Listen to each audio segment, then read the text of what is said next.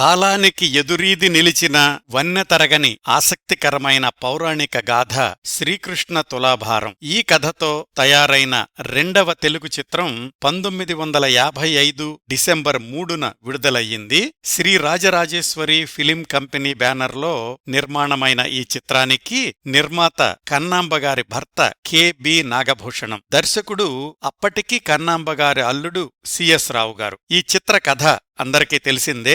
రుక్మిణి సత్యభామల మధ్య ప్రేమను పంచే శ్రీకృష్ణుడికి ఎదురైన చిత్ర విచిత్ర సంఘటనల, సన్నివేశాల, సందర్భాల, సమస్యల సమ్మేళనం శ్రీకృష్ణ తులాభారం చిత్రకథ. రుక్మిణికి పారిజాత పుష్పం ఇస్తే సత్యభామకు పారిజాత వృక్షాన్ని బహుమతిగా ఇస్తాడు శ్రీకృష్ణుడు. ఆ క్రమంలో ఇంద్రుడితో తలపడాల్సొస్తుంది. పారిజాత వృక్షాన్ని తిరిగి దేవలోకానికి తెచ్చిస్తానంటాడు నారదుడు. సత్యభామ అహంభావానికి గుణపాఠం చెప్పేందుకు నారదుడాడిన నాటకం శ్రీకృష్ణ తులాభారం. భగవంతుడు భక్తులకు సులభసాధ్యుడు, ప్రేమకన్నా భక్తి గొప్పది అనే సందేశం ఇవి ఈ చిత్రకథలోని ప్రధానాంశాలు. ఈ సినిమాకి మాటలు రాసింది రావూరి వెంకట సత్యనారాయణరావు, పాటలు రాసింది దైతా గోపాలంగారు, చందాల కేశవదాసు గారు. సంగీత దర్శకులు ఇద్దరు, హెచ్.ఆర్. పద్మనాభశాస్త్రి, బాబూరావు. ఈ చిత్రంలో పద్యాలు, పాటలు, శ్లోకాలు అన్నీ కలిపి 41 సంగీత ఖండికలున్నాయి.